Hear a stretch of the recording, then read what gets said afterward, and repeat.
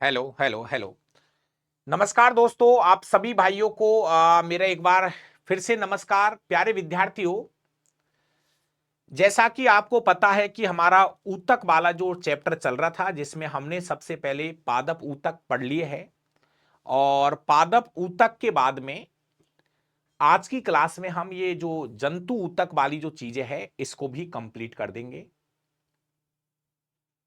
और जंतु ऊतक के बाद में, क्योंकि जब टिश्यू चल रहे हैं, ऊतक चीज चल रही है, तो इसको एक साथ ही कंप्लीट करा दिया है मैंने, जिसमें आपके पादप ऊतक भी हो चुके हैं और आपके जंतु ऊतक भी हो चुके हैं। ये साथ में इसलिए करा दिया दोनों ही। कल की जाए कोई ऐसे कहता कि सर वो जंतु ऊतक, सर वो जंतु ऊतक, तो मैंने जंतु ऊतक यहां पर साथ में करा दिया है। अगला जो टॉपिक होगा हमारा वो क्लासिफिकेशन का रहेगा, वर्गीकरण का रहेगा। तो दो बड़े चैप्टर और हमारे बचे हुए हैं। हाँ, बीच में चाहोगे तो दो छोटे टॉपिक है, उनको कराने का प्लान है, वो मैं करवाना चाह रहा हूं। एक प्रकाश संश्लेषण और एक पादप हार्मोन। ये दो टॉपिक मैं बीच में करा सकता हूं। उसके बाद ये एक एक क्लास में प्रकाश संश्लेषण है और एक क्लास में पादप हार्मोन कराऊंगा। और उसके बाद जहां तक मेरा मानना है, वनस्पति विज्ञान के दो चैप्टर और बचेंगे, एक वर्गीकरण और एक प्लांट मॉर्फोलॉजी। जो जर्नल साइंस की जो चीजें हैं वो मेरी तरफ से कंप्लीट हो जाएगी। जो इसके अलावा शायद सिलेबस में जर्नल साइंस में कुछ नहीं है। मेरे भाई, हर बार कहता हूं, थोड़ी मेहनत आपको भी करनी पड़ेगी। अगर कोई ये कह दे कि सब कुछ डाबरा सर के ऊपर रख दो, संभव ही नहीं है। मैं आपको एक ही चीज बोल रहा हूं कि 90% मैटर डाबरा सर पढ़ा देगा। 10% मैटर आप भाइयों को तैयार करना पड़ता है और करना पड़ेगा। अगर कोई ये कह दे कि दुनिया की हर एक लाइन, विज्ञान की हर एक लाइन डाबरा सर हमको पढ़ा दे, शायद ऐसा संभव नहीं है। लेकिन मैं ये कह रहा हूं कि जो विज्ञान होती है उसका 90% मैटर मैं मेरे हाथों से आपको पढ़ा दूंगा। 10% मैटर आपको पढ़ना पड़ेगा। मेरी किताब मार्केट में पूरी तरह आ चुकी है। किसी को कोई दिक्कत है तो आप मुझे व्हाट्सएप पर मैसेज करें। यहां पर बुक मंगाने करने वाली बात बिल्कुल भी नहीं करोगे। आपको व्हाट्सएप नंबर दे रखा है, आप कॉल कर सकते हो। आपको क्या प्रॉब्लम है वो सब कुछ आप वहां पे डिस्कस करें। यहां पे हम डिस्कस नहीं करेंगे। टॉपिक स्टार्ट करते हैं दोस्तों।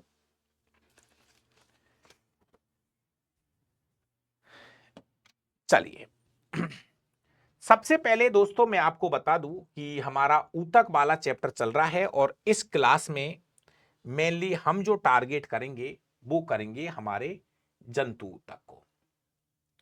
तो एक बार जितने भी भाई हैं, सब एक बार अपने अच्छे से मन के साथ में, सबसे पहले टिश्यू हो गया।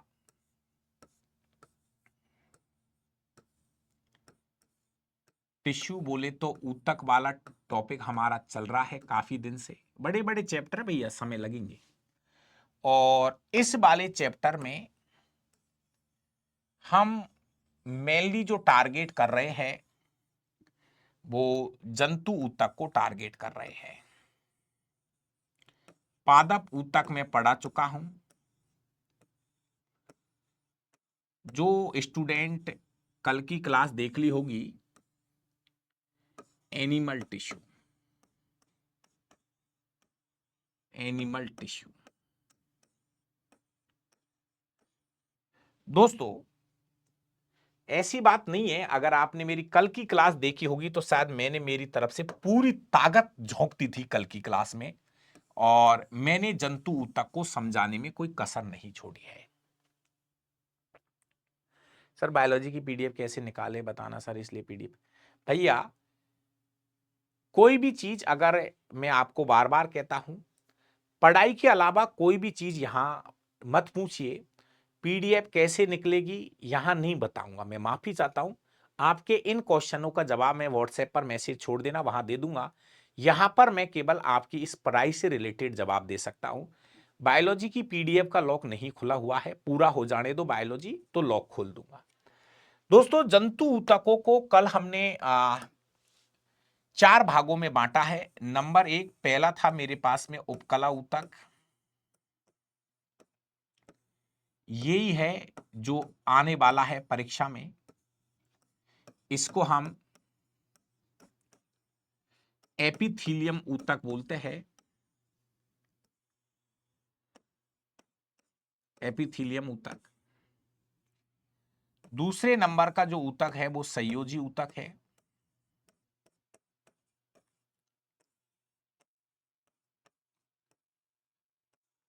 तीसरा प्रकार का जो ऊतक है वो आपका पेशीय ऊतक है।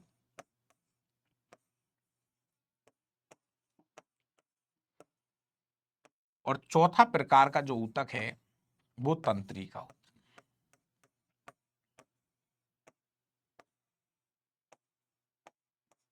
ये चार प्रकार के ऊतक है। दोस्तों कल की क्लास में हम जो पढ़ रहे थे वो था हमारा उपकला ऊतक। ये हमारा टॉपिक था।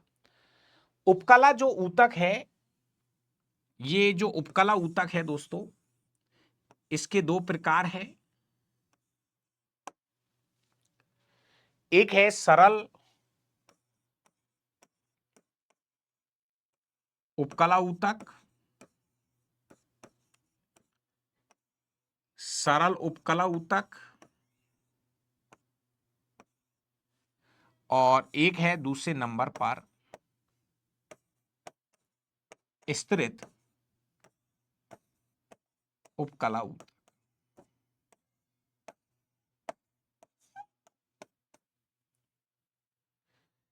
सरल वाला कल मैंने पढ़ा दिया है। और भैया अगर कल की क्लास नहीं देखी तो आज की क्लास तो बिल्कुल भी मत देखिए।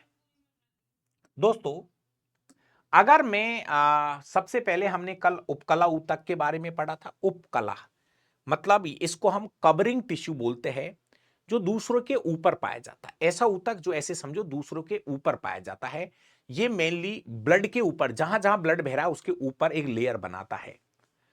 सरल का मतलब हमने कल कंप्लीट कर चुके हैं। सरल का मतलब है कि है तो ये उपकला ऊतक है लेकिन एक लेयर होती है। सरल उपकला ऊतक में एक पड़ती है, एक लेयर पाई जाती है, एक लेयर पाई जाती है ना। ये भी हमने कल मेनली तीन भागों में बांटे थे।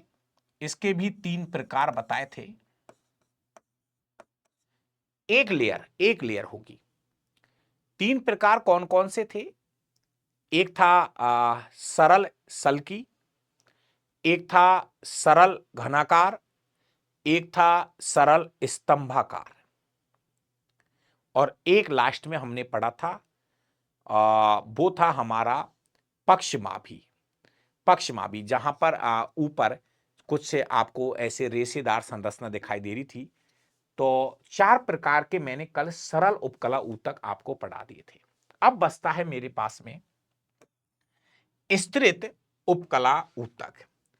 तो जितने भी भाई अभी हमारे लाइव है तो एक बार जल्दी से हेडिंग पे ले लीजिए। छोटा सा टॉपिक है, छोटा सा इस बार, ये ज्यादा बड़ा नहीं है।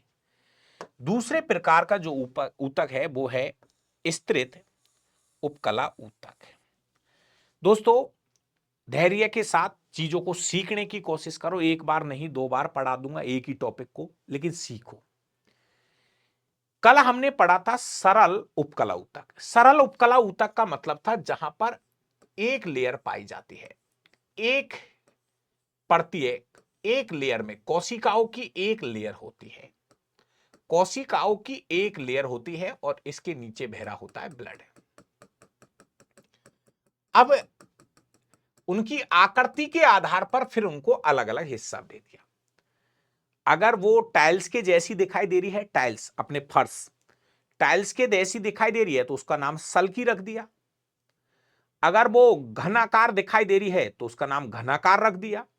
और वो कॉलम कॉलम स्तंभ के जैसी दिखाई दे रही है तो उसका नाम स्तंभाकार रख दिया। बनावट के आधार पर फिर उनका बंटवारा किया था। अब हम पढ़ रहे हैं स्तृत उपकला ऊतक। इसका मतलब यह होता है कि यहां पर कोशिकाओं के ऊपर, यहां पर कोशिकाओं के ऊपर कोशिकाएं पाई जाती है। कोशिकाओं के ऊपर कोशिकाएं पाई जाती है। कोशिकाओं की परत पाई जाती है, कोशिकाओं के ऊपर कोशिकाओं के ऊपर कोशिका पाई जाती है। ऐसे समझो यहां पर ये पहली है, यहां से शुरू होता है उपकला, इसके नीचे बह रहा है ब्लड, ऐसे समझ लो इसके नीचे ब्लड बह रहा है, ठीक है। तो आपको क्या करना है, पहली बात तो इनकी सबसे खास विशेषता, इस प्रकार की उपकला में कोशिकाएं कोशिकाएं एक से अधिक स्तरों में व्यवस्थित होती है। कोशिका जो है ना भाई, ऐसे समझो देसी भाषा में कोशिकाओं की लेयर पाई जाती है, पहली लेयर, उसके ऊपर एक, उसके ऊपर एक, उसके ऊपर एक लेयर पाई जाती है। वहां पर सरल में क्या था, एक ही लेयर पाई जाती है, कोशिकाओं की एक परत पाई जाती थी। यहां पर कोशिकाओं की एक से ज्यादा लेयर पाई जाती है। अब आपको क्या करना है, सबसे काम की चीज डावरा सर क्या बता रहा है, सबसे बाहरीतम परत, सबसे बाहर वाली, जैसे आपको जब यह चित्र दिखाई दे तो इसमें सबसे बाहर वाली परत को देखना, उसका चित्र देखना है, सबसे बाहर वाली परत का चित्र देखना है, सबसे बाहर वाली परत का चित्र देखना है।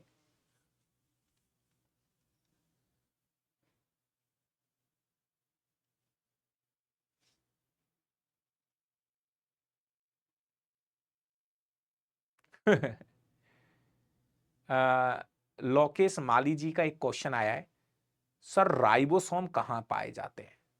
राइबोसोम भैया सूर्य में पाया जाता है राइबोसोम। कौन सी दुनिया में से उठ के आया है भैया, राइबोसोम कहां पाया जाता है? कोई मेरे भाई कोई दूसरा ग्रह से तो नहीं आया है तू दादा? माली जी, राइबोसोम बड़ा टॉपिक है, कोशिका वाले टॉपिक में पढ़ा दिया। राइबोसोम दो प्रकार के होते हैं, 70S प्रकार का राइबोसोम, 80S प्रकार का राइबोसोम। तो मेरे भाई अगर आप कहीं दूसरे ग्रह से आए हो तो प्लीज आप पहले कोशिका वाला टॉपिक पढ़ के आइए, आपको शायद ये क्वेश्चन यहां आके जरूरत नहीं पड़ेगी। तो ऊतक वाला टॉपिक चल रहा है, यहां में खा राइबोसोम आएगा, गया राइबोसोम, पीछे गया, है ना, पीछे रह गया राइबोसोम। तो मेरा भाई पहले आप उसी ग्रह पे जाइए जहां से आप आए हो, मतलब आप पहले कोशिका वाले टॉपिक को पढ़िए, फिर यहां आना। डायरेक्ट कहां राइबोसोम पे आ गए यार। देखिए स्तृत उपकला ऊतक की मैं बात कर रहा हूं, तो आपको सबसे बाहर की परत देखना है और सबसे बाहर की परत देख के ये बताना है कि ये ऊतक कौन सा है। ये बीच वाली इनसे कोई मतलब नहीं, बाहर की परत देखना। तो बाहरीतम, सबसे बाहरीतम परत की कोशिकाओं की आकृति के आधार पर ये तीन प्रकार के होते हैं।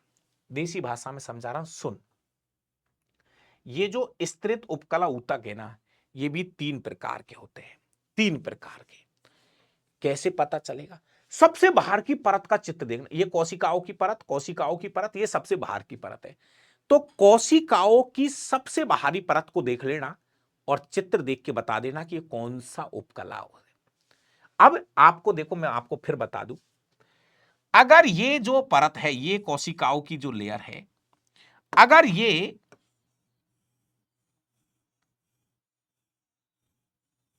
वाली परत, अगर ये वाली परत हमारे टाइल्स की जैसी है, हमारे टाइल्स की जैसी है, तो इसका नाम पड़ जाएगा सल्की। इसका नाम क्या पड़ जाएगा? सल्की। सल्की कल भी नाम बोला था। अगर सबसे बाहर की जो परत है, अगर उसकी आकृति टाइल्स के जैसी है, टाइल्स के जैसी है, टाइल्स के जैसी है, तो उसका नाम पड़ेगा सल्की। पूरा नाम बोल देना, सल्की, स्तृत, उपकला, ऊतक। आगे क्या लगा देना? सल्की। सल्की, स्तृत, उपकला, ऊतक। नंबर एक।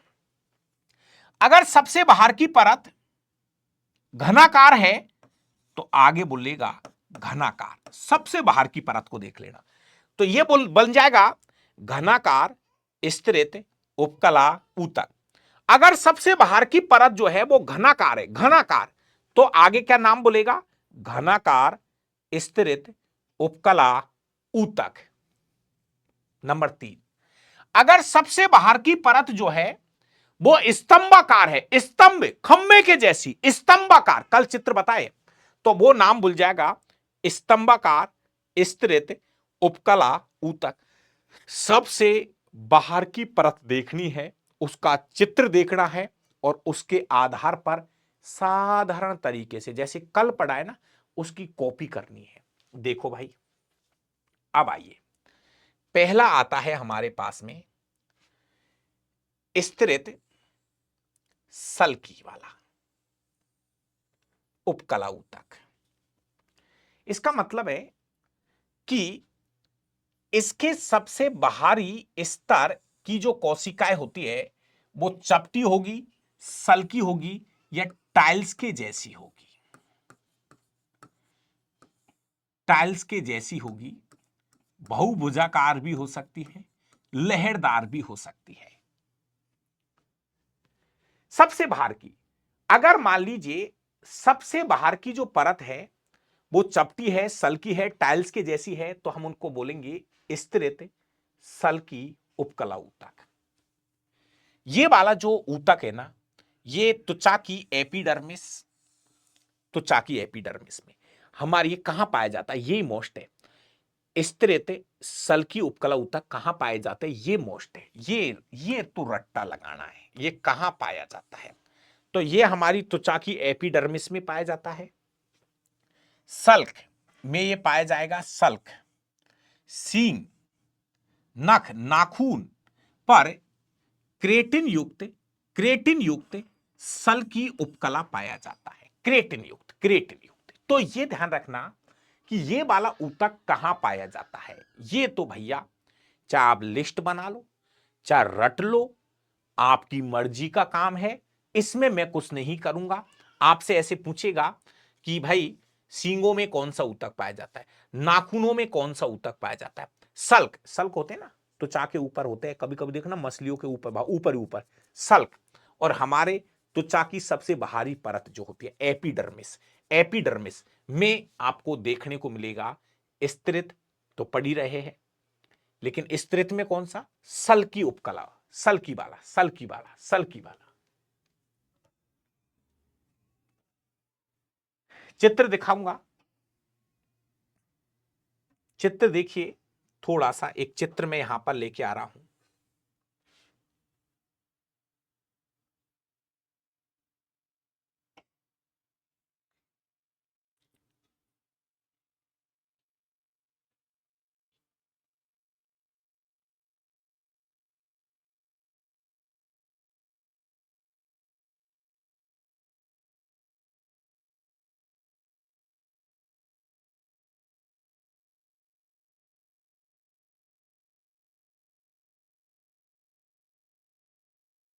एक और चित्र लेके आ रहा हूं।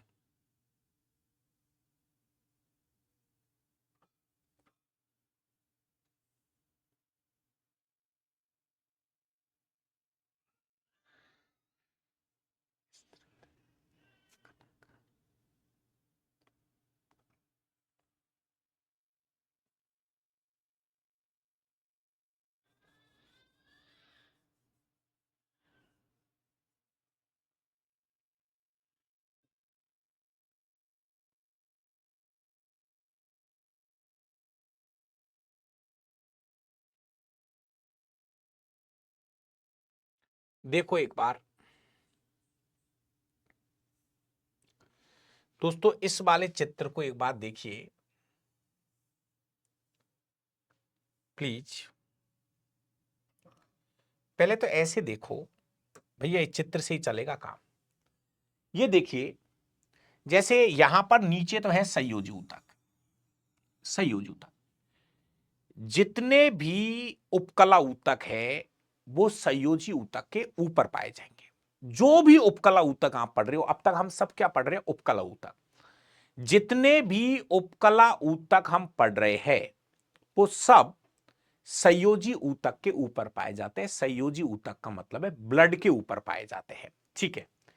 अब आप यहां देखो, बहु तलीय कोशिकाओं की लेयर देखो, पहली लाइन, दूसरी लाइन, तीसरी लाइन, कोशिकाओं की बहुत सारी लाइन है। यहां एक लेयर थोड़ी है, बहुत सारी लेयर है, कोशिकाओं की बहुत सारी लेयर है। ठीक है साहब, अब ये सबसे ऊपर वाली लेयर करना को देख लो, सल की कोशिका लेयर, सल की सबसे ऊपर वाली। कल हमने देखी थी ना, एक बार थोड़ी देर के लिए नीचे की को भूल जाओ, कल देखी थी सबसे ऊपर ऐसे टाइल्स के जैसी, टाइल्स के जैसी, तभी तो इसका नाम पड़ गया है। देखो ये नीचे बहुपरत है, कोशिकाओं की बहुपरत है, इसलिए इसका नाम पड़ गया स्तरित। स्तरित, ठीक है। स्तरित क्यों बोल रहे हो? क्योंकि कोशिकाओं की बहुत सारी लेयर है, कोशिकाओं की बहुत सारी लेयर है, कोशिकाओं की बहुत सारी लेयर है, इसका नाम पड़ गया स्तरित। फिर दूसरा, स्तरित के साथ में सल की क्यों बोल रहे हो? क्योंकि सबसे ऊपर टाइल्स के जैसी आकृति है, सबसे ऊपर ऊपर वाली देखनी है, टाइल्स के जैसी आकृति है, सल्क टाइल्स के जैसी आकृति है, तो इसका नाम पड़ गया सल की। और ये परत बहुत सारी है, इसलिए इसका नाम, सॉरी हम पढ़ रहे हैं कौन सा ऊतक? उपकला ऊतक। उपकला ऊतक क्यों बोल रहे? क्योंकि ये ब्लड के ऊपर पाई जाती है, ब्लड के ऊपर पाई जाती है, संयोजी ऊतक के ऊपर पाई जाती है, इसलिए हम इसको उपकला ऊतक बोल रहे हैं। भैया पूरा नाम है स्तरित सल्की उपकला ऊतक। क्लियर है?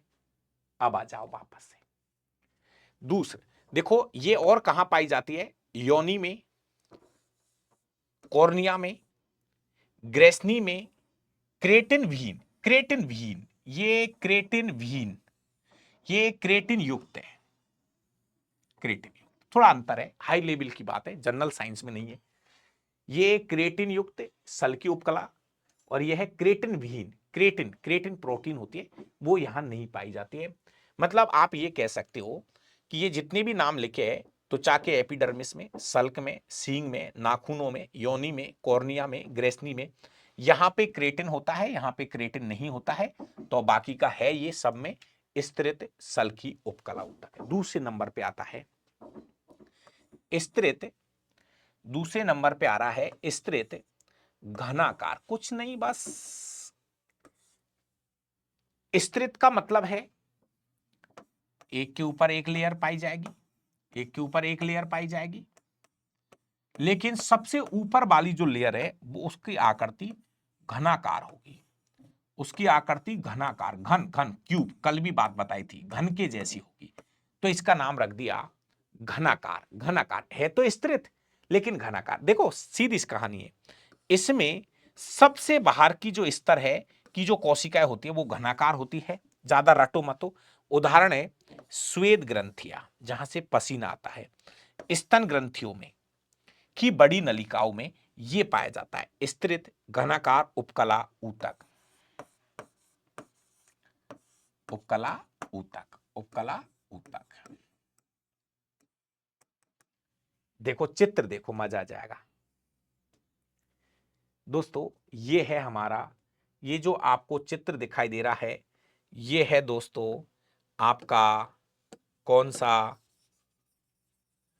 स्तृत, स्तृत, स्तृत घनाकार उपकला ऊतक। देखो सुनो सुनो सुनो सुनो, देखो एक से ज्यादा कोशिकाओं की परत है, एक परत ये हो गई, एक परत ये हो गई, और भी ज्यादा हो सकती है।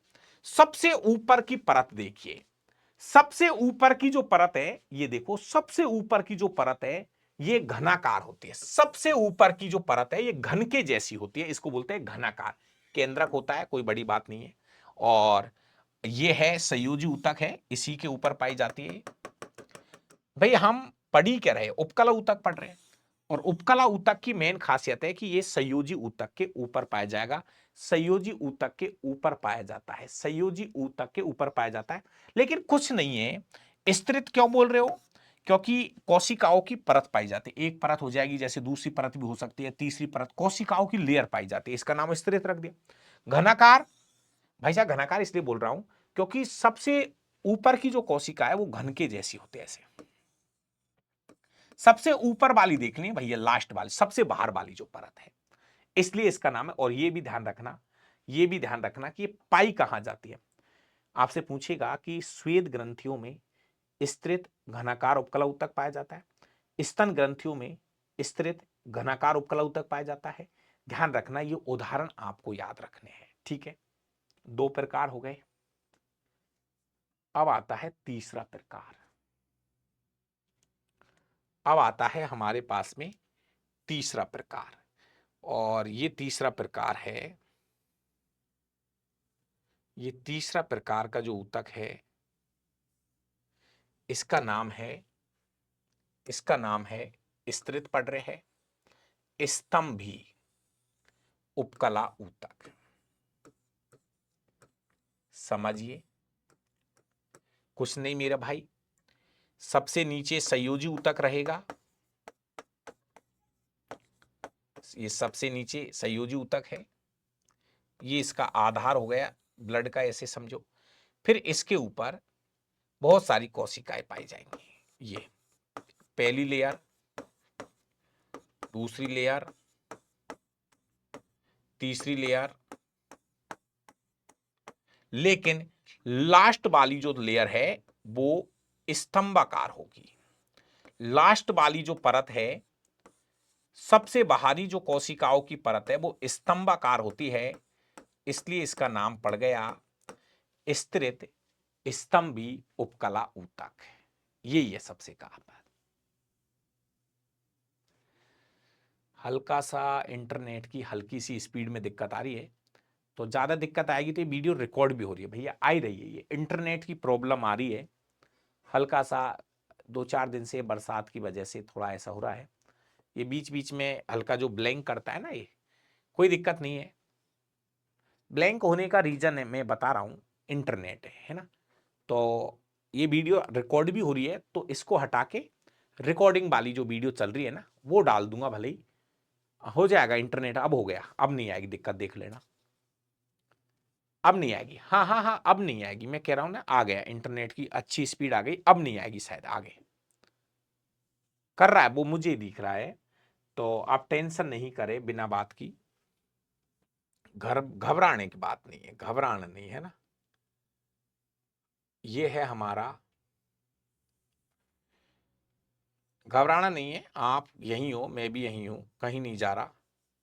इंटरनेट भी आ जाएगा, अब इसमें तो भाई साहब क्या करें, BSNL वाले, वो उनकी मर्जी है, कुछ भी कर सकते हैं। देखो दोस्तों, इस चित्र को देखो थोड़ा सा, ये जो चित्र है ना, इसका नाम है, ये देखो, एक बार इस चित्र को देख लो, देखो समझो दोस्तों। नीचे मैंने बताया था संयोजी ऊतक है, ये इसकी आधारीय कला है, लेयर लेयर लेयर, आधारीय लेयर बना दी है ना। अब ये बहुत सारी कोशिकाएं, पहली परत कोशिकाओं की, दूसरी परत कोशिकाओं की, तीसरी परत हो सकती, लेकिन सबसे बाहर वाली परत, सबसे बाहर वाली जो परत होती है वो होती है स्तंभाकार। स्तंभाकार, ये ऊपर ऊपर की परत, देखो मजा आ जाएगा, कल पढ़ा था हमने खूब अच्छे से। सबसे बाहर की जो लेयर है उसका जो आकृति है वो स्तंभाकार है, इसलिए इसका नाम क्या पड़ गया, स्तृत। स्तृत क्यों बोल रहे हो, क्योंकि कोशिकाएं बहुत सारी लेयर में है। स्तंभाकार क्यों बोल रहे हो, क्योंकि सबसे बाहर की लेयर स्तंभाकार है। उपकला क्यों बोल रहे हो, क्योंकि ये संयोजी ऊतक के ऊपर पाई जा रही है, तो इसलिए इसका नाम है स्तृत स्तंभाकार उपकला ऊतक इसे कहते हैं। बस, बुक तो आ गया बाजार में, बिक भी गया भैया, बुक तो आऊ के। तो अब लास्ट चीज ये है मेरे भाई याद करने वाली, कि ये कहां पाई जाती है, तो हमारी लैरिंक्स या कंठ में ये पाई जाता है, स्तंभी वाला। पैरोटिड ग्रंथिया, पैरोटिड लार ग्रंथि होती है, सबसे बड़ी लार ग्रंथि होती है पैरोटिड, सबसे बड़ी लार ग्रंथि पैरोटिड। स्तन ग्रंथियों की भाइनियों में ये वाला ऊतक पाया जाता है। तो दोस्तों इस तरह से हमारी किताबों में ये आपको ऊतक दे रखे हैं।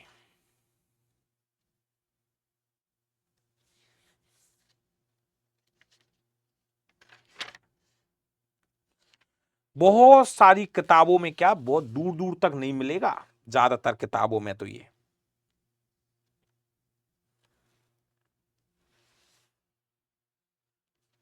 यही है, इसके ज्यादा कुछ नहीं है। अब एक चीज मैं आपको एक क्लियर कर दूं, देखो बायो की भी जल्दी आ जाएगी मेरे भाई।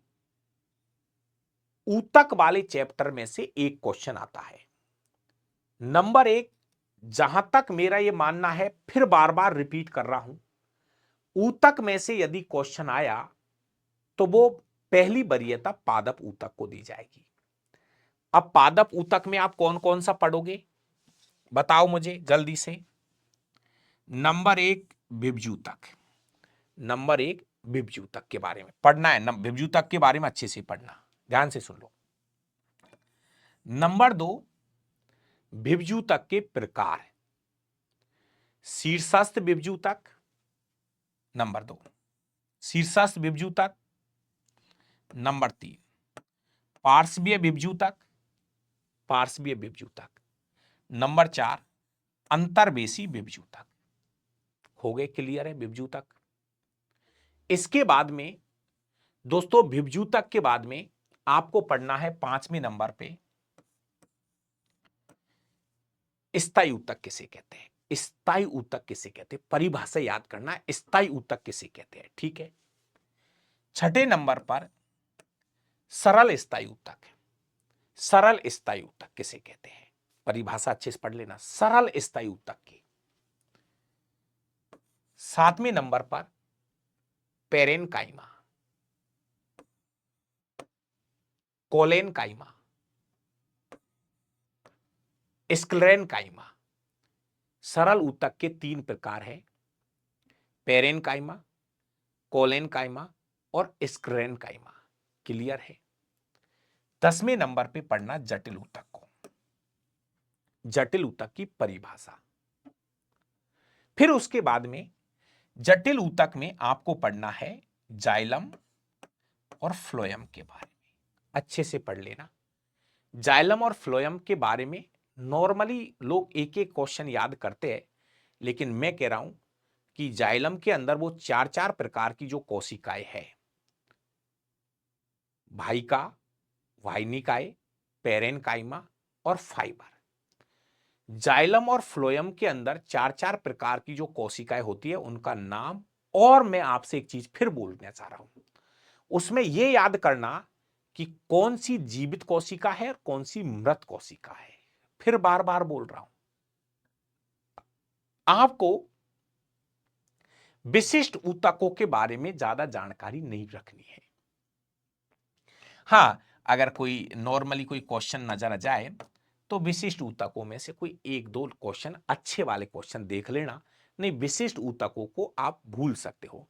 हाँ, तेलीय ऊतक जो होते हैं ये नींबू वगैरह में से है ना, वो थोड़ा सा एक बार देख लेना। तो नंबर 1 डाबरस सर की तरफ से पादप ऊतक को आप पहली वरीयता देना, ठीक है साहब, या तो क्वेश्चन इन्हीं से आ जाएगा। इसके बाद शुरू होता है जंतु ऊतक। पहली चीज तो ऊतक के बारे में सामान्य जानकारी, ऊतक किसे कहते हैं, ऊतक की परिभाषा, ऊतक शब्द किसने दिया है, जंतु ऊतक शब्द किसने दिया, पादप ऊतक, हिस्टोलॉजी क्या है, हिस्टोलॉजी शब्द किसने दिया, इसके जनक कौन है, भैया पढ़ लेना, मजा आ जाएगा, दोबारा कभी जीवन में नहीं पढ़ना पड़ेगा। इसके बाद आया जंतु ऊतक। गुरुजी जंतु ऊतक में से, अगर जंतु ऊतक में से क्वेश्चन आएगा तो उपकला ऊतक पे से आएगा। नंबर 1 जहां तक मेरा मानना है, उपकला का दूसरा नाम है एपिथेलियम ऊतक। इसको हमने 2 भागों में बांटे और दोनों के 3-3 प्रकार आपको याद करने हैं।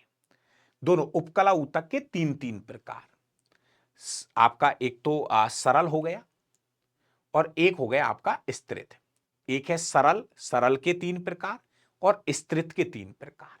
प्रकार एक जैसे ही है, दोनों तरफ सल्की सल्की है, दोनों तरफ घनाकार घनाकार है और दोनों तरफ आपके स्तंभाकार स्तंभाकार है। एक और था पक्षिमार्ग। पूरा सेट करो दिमाग के अंदर, पूरा सेट करो। बाद की बात है इनके उदाहरण तो भैया जब चीजें दिमाग में सेट नहीं होगी, जब तक चीजें दिमाग से नहीं बोलेंगी ना, मजा नहीं आएगा मेरे भाई। अब इसके बाद में हां, इसके बाद में दूसरा ऊतक है मेरे पास संयोजी ऊतक। मैं तो कह रहा हूं पढ़ ले तू, लेकिन ज्यादा फंसेगा तो खुद ही मरेगा। संयोजी ऊतक के बारे में मैं पढ़ा रहा हूं, लेकिन मैं आपको फिर बता दूं, मोटे मोटे 5-6 क्वेश्चन याद कर ले मेरा भाई, इससे बाहर कभी नहीं पूछेगा। नंबर 1 आपसे पूछता हूं कि ब्लड क्या है, तो बोलना संयोजी ऊतक है। नंबर 1 बात है। नंबर 2 बात, अगर कोई आपसे ऐसे पूछे ब्लड के अलावा एक शब्द होता है लसीका, ब्लड के जैसा ही होता है लेकिन सफेद होता है, ये आपसे पूछे लसीका क्या है, बोलना ये भी संयोजी ऊतक का ही भाग है। अगर कोई आपसे पूछे कि अस्थि, तो बोलना ये भी संयोजी ऊतक का ही एक प्रकार है। आपसे कोई पूछे उपास्थि, नरम पढ़ा चुका हूं यार, ब्लड पढ़ा दिया, लसीका ब्लड का ही एक भाग होता है लेकिन इसमें आरबीसी नहीं होती है, सफेद होता है, इसमें डब्ल्यूबीसी ज्यादा होती है लसीका में। अस्थि पढ़ा चुका हूं, हड्डियों का चैप्टर पूरा पढ़ा दिया। उपास्थि नरम हड्डियां होती है, अस्थि और उपास्थि। इसके बाद में एक शब्द आप टेंडन याद कर लेना, टेंडन या कंडारा, और एक आप लिगामेंट शब्द याद कर लेना, लिगामेंट, लिगामेंट। ये जो नाम मैंने बोर्ड पे टांगे ना, ये सभी संयोजी ऊतक में आते हैं, ये सभी संयोजी ऊतक में आते हैं, और शायद इसके अलावा ज्यादा नहीं है कुछ। संयोजी ऊतक में ब्लड आ गया, लसीका आ गई, अस्थि आ गया, उपास्थि आ गई। इसके बाद में आपका वो आ जाएंगे कौन से, टेंडन या कंडारा, ठीक है। ये आपके, अब इनको नाम दे रखा है, जैसे इनका नाम तो दे रखा है तरल संयोजी ऊतक बोलते हैं इनको, तो इनका नाम तो दे दिया द्रव, तरल संयोजी ऊतक, तरल संयोजी ऊतक नाम दे दिया। इनको नाम दे दिया संयोजी ऊतक, ये इनका नाम रख दिया इन्होंने, इनका नाम रख दिया कंकालीय संयोजी ऊतक, इसका नाम तो रख दिया तरल संयोजी ऊतक नाम रख दिया, इसका नाम रख दिया कंकालीय संयोजी ऊतक, और बाकी जितनी भी चीजें यहां बच रही है इनको नाम दे रहे वास्तविक संयोजी ऊतक। ये आते हैं वास्तविक संयोजी ऊतक के अंदर। डिटेल बहुत है इसकी, इनकी बहुत सारी डिटेल है, लेकिन शायद वो जनरल साइंस का पार्ट कतई नहीं है।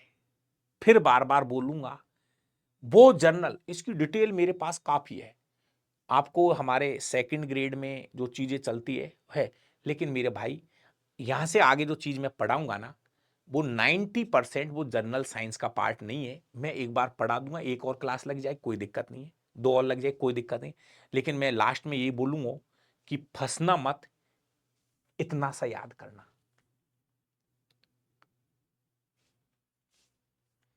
तीसरे नंबर पे आता है पेशीय ऊतक में, तीसरे नंबर का ऊतक है पेशीय ऊतक में।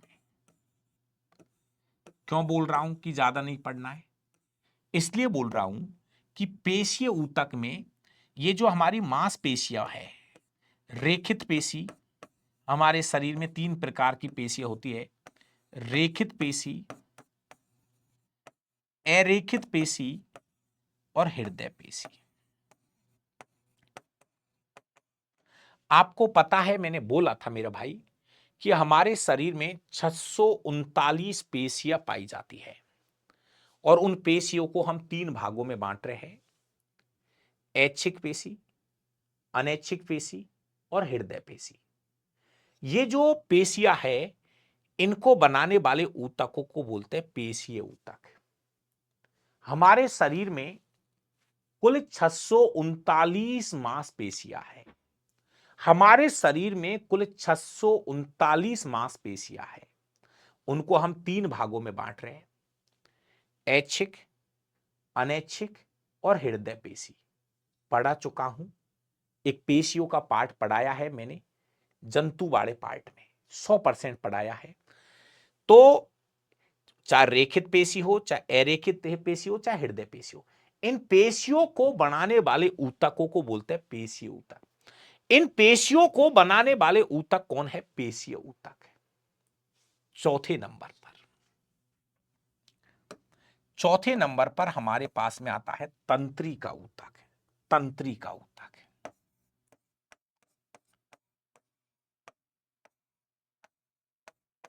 तंत्रिका ऊतक भाई साहब, ये जो तंत्रिका ऊतक है, इसको बनाने वाली जो कोशिकाएं होती है वो होता है न्यूरॉन। न्यूरॉन, तंत्रिका कोशिका।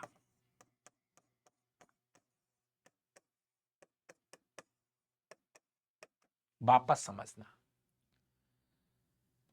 तंत्रिका ऊतक दोस्तों, तंत्रिका ऊतक जो है मिलके तंत्रिका तंत्र का निर्माण करेंगे, जिसमें मस्तिष्क और मेरुरज्जु आते हैं। ऐसे समझ लो, एक छोटी सी मैं यहां पर एक स्लाइड ऐड कर रहा हूं दोस्तों। जैसे हम एक नाम बोलते हैं तंत्रिका कोशिका, तंत्रिका कोशिका बोले तो न्यूरॉन। न्यूरॉन का आपने एक चित्र बनाया था, मैंने याद करो, ऐसा एक चित्र बनाया था। एक ऐसे पत्ते जैसी संरचना थी, ये न्यूरॉन है, ये न्यूरॉन है दोस्तों। ये कोशिकाएं तो थी, मानव शरीर की सबसे लंबी कोशिका थी न्यूरॉन दोस्तों। ये कोशिका है, ये एक कोशिका है, ये एक कोशिका है,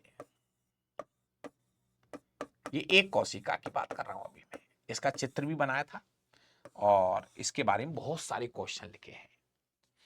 अब ये कोशिका आपस में मिलकर, मतलब तंत्रिका कोशिकाएं आपस में मिलकर बनाती है तंत्रिका ऊतक।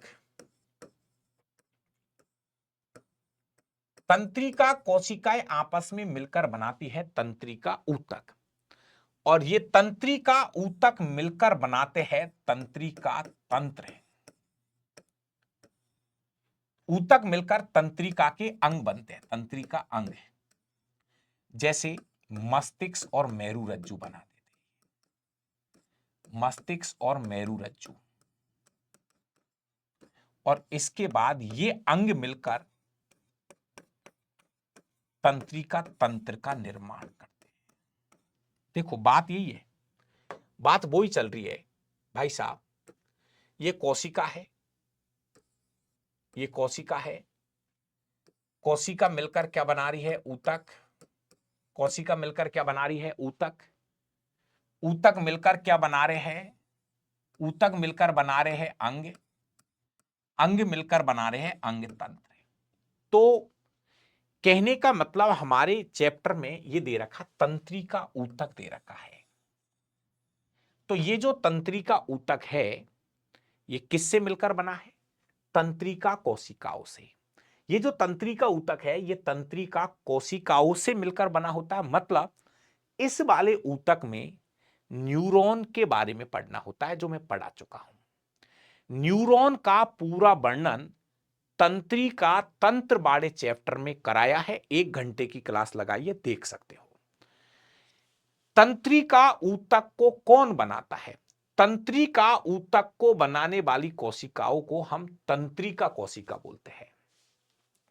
तंत्रिका ऊतक को बनाने वाली जो कोशिकाएं है, उनको हम तंत्रिका कोशिका बोलते हैं, मतलब न्यूरॉन। और न्यूरॉन के ऊपर मैं बहुत सारे क्वेश्चंस आपको लिखा चुका हूं। तो ये थे भाई साहब आपका, मैं बार बार एक ही चीज कह रहा हूं, जब तंत्रिका ऊतक की बात आए तो न्यूरॉन के बारे में पढ़ लेना।